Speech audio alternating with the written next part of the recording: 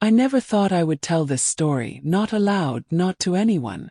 Some moments seem safer when left unspoken, but this one kept pressing at me, refusing silence. Adrian's hand had already slid beneath my sweater before words could find me. The storage room was thick with summer's weight, the scent of aged wood heavy in the air. When he pressed me back against the wall, everything inside me hushed, as though my body had been holding its breath for years and had finally exhaled.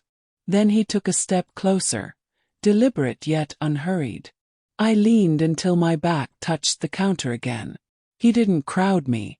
He just stayed there near enough that I felt it, waiting. I didn't move either. His hand shifted as he bent to pick up the package at his feet, and I almost murmured my usual thank you. Instead, something slipped from me, casual, unplanned. Small words that didn't matter, except somehow they did. He glanced up, his eyes catching mine, and for a heartbeat we both faltered, unsure where this quiet was leading.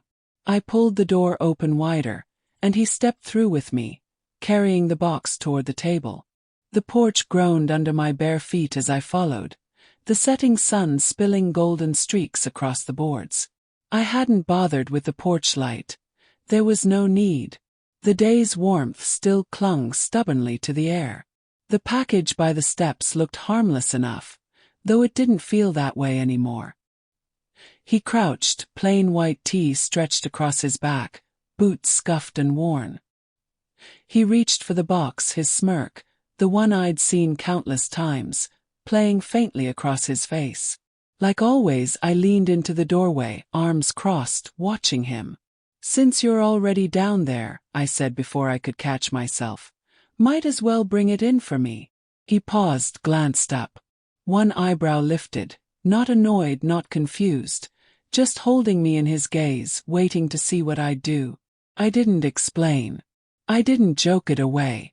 Instead, I stepped back and pushed the door wider, giving him space.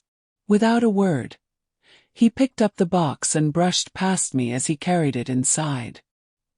His shoulder touched mine lightly in the passing, and suddenly the stillness of the house shifted. I hovered in the entryway, watching as he set the box down by the small table. He held it there longer than he needed to, unmoving, as though anticipating something more. I didn't fill the silence. I simply tipped my head toward the sitting room. He went that way and I followed. The last of the sunlight spilled through the curtains, painting the room in warmth. He placed the box with unusual care, then stood lost in thought, his hands loose at his sides. I lingered in the doorway a moment before slipping toward the kitchen. "Water?" I asked, already reaching for a glass. "Sure," he replied, calm, unhurried, as though leaving wasn't on his mind. I felt his eyes on me as I moved.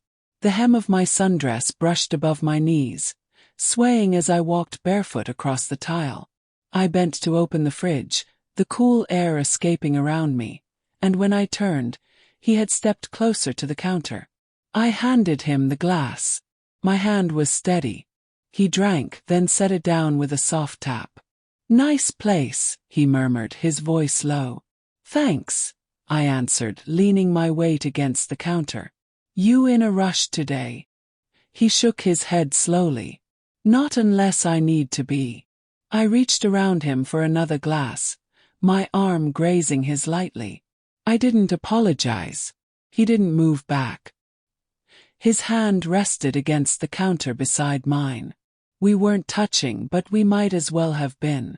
For a long moment, we simply stood like that, letting silence thicken around us.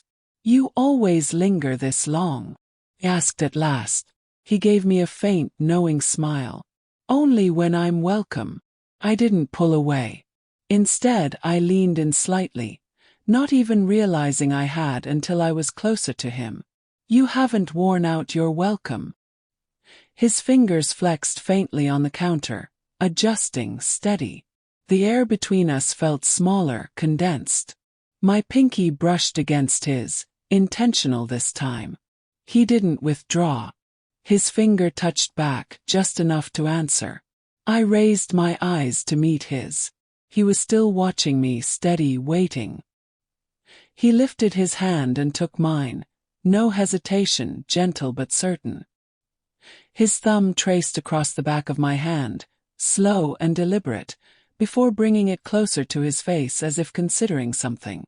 The intimacy startled me, though it was nothing grand, just simple, thoughtful. After a breath, he let my hand go, careful in the release. His other hand drifted lightly near my waist. Not pressing, just close enough. I set my hand against his chest through the soft fabric of his shirt. A brief touch, then lower again, but it was enough. He stepped closer. I leaned back until the counter caught me, grounding me. He didn't press further. He stayed steady, measured, tilting his head slightly like he was observing me more than acting. He seemed as though he might speak but didn't. He simply remained close, and the quiet wrapped itself tightly around us. I became aware of every detail, the warmth of the room, the way nothing had really happened, yet everything felt changed. "Could you draw the curtains?" I whispered. Without a word, he moved to the window. As he did, I reached for the small pendant around my neck, the charm shifting nervously between my fingers.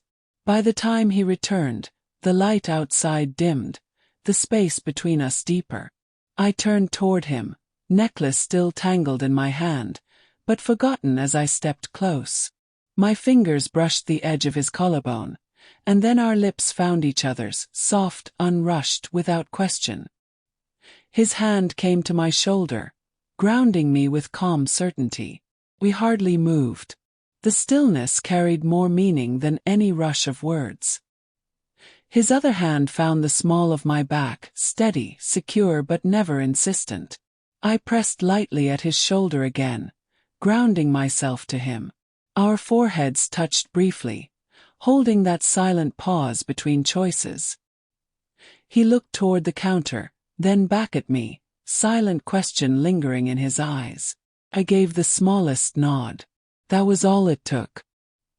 He lifted me gently onto the counter's edge, careful and steady. Felt natural, not forced.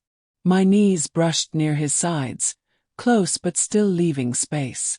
My hand reached for his face, drawing his gaze fully to mine. We kissed again, slower this time, more certain. The quiet seemed to thrum around us, carrying the weight of all we hadn't said. His hand remained at my waist, a promise in its steadiness. Mine rested on his shoulder, unwilling to leave. When he pulled back, it wasn't distance. It was to meet my gaze again, searching, steady. He helped me down softly, his hand secure. I didn't step back. Neither did he. Together we walked toward the living room, our steps light on the wooden floor. My hand brushed his arm, and the air between us felt changed, warmer, fuller. We settled on the couch, side by side. The house was quiet but no longer hollow. Our eyes met again, holding what words couldn't reach. The kiss lingered with us, not demanding, not fleeting, but steady like time itself had slowed just enough for us to feel it fully.